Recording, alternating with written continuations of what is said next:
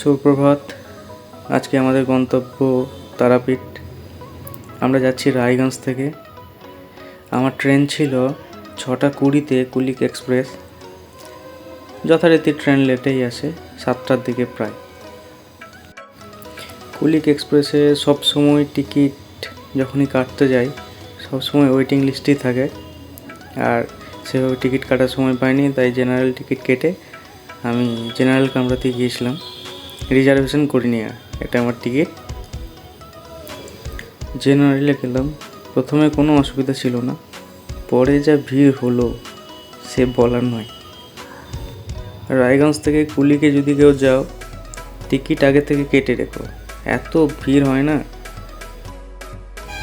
রামপুরহাটে নেমে আমি দাঁড়িয়েছিলাম, তখন আমার সাথে দারুণ ঘটনা ঘটলো। কিছু ছেলে এসে আমাকে বললো, দাদা তোমার সাথে ছবি তুলব। প্রথমে বুঝতে পারিনি, প্রথমে কেমন লাগলো, তারপরে তুললাম ছবি।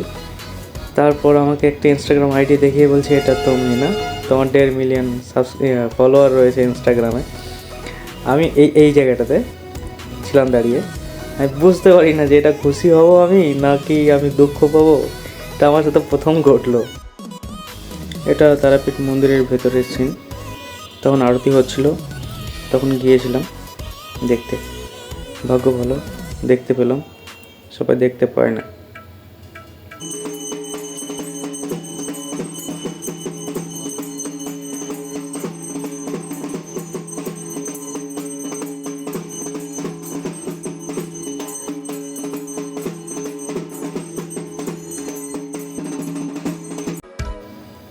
রাত্রেবেলায় মন্দিরের সৌন্দর্য অনেকটা বেড়ে যায়।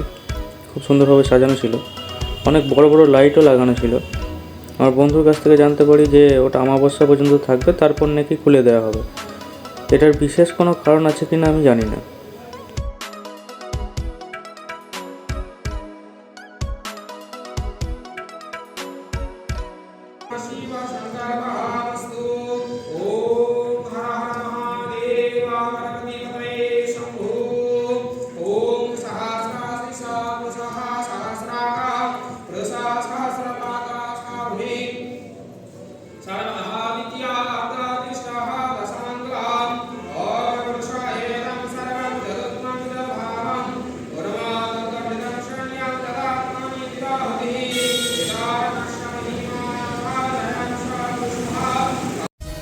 আমরা সাইট সিন করার জন্য বেরিয়েছিলাম সন্ধ্যার দিকে।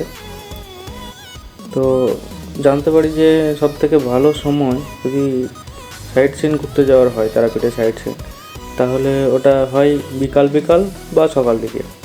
এটা সবথেকে বেস্ট সময়। আমাদের হাতে সময় ছিল না, তাই আমরা ওই সময়ই বেরিয়েছিলাম টোটোওয়ালার টোটোতে গান শুনতে শুনতে।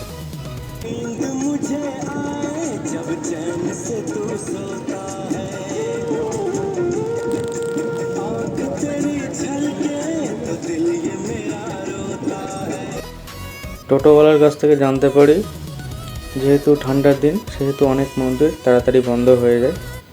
যেগুলো মেন ইস্কন, নিমাইবাড়ি, এগুলো মোটামুটি 6:30 7টা এরকম সময় বন্ধ হয়ে যায়। তো যদি কেউ এই সময়ে যান তাহলে একটু জেনে নেবেন কোন সময় বন্ধ হচ্ছে। এটা হলো ইস্কন মন্দির। বাইরে এখন আপাতত যতটা সম্ভব রঙের কাজ চলছে, নতুন করে রং করা হচ্ছে, তাই বাঁশ লাগানো আছে। কোনো মন্দিরের ভেতরেই ক্যামেরা অ্যালাউ নেই, তো কোনো ভিডিও করা সম্ভব নয়। বাইরে থেকেই একটু দেখিয়ে দিলাম।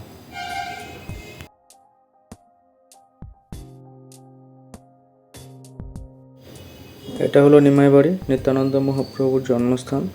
এখানে মোবাইল জমা রেখে ঢুকতে হয়, ক্যামেরা অ্যালাউ নেই। 4টার নিচে হলে 10, 4টা থেকে 6টা 20 এরকম প্যাকেজ দিয়ে মোবাইল জমা রেখে ঢুকতে হয়। এখানেও ভেতরে ক্যামেরা অ্যালাউ নেই। শেষে কিছু স্মৃতি রেখে ভিডিওটি শেষ করলাম। যেহেতু স্মৃতি রাখার জন্য ভিডিওটি তৈরি, তাই সাবস্ক্রাইব করার কোনো অনুরোধ রইল না।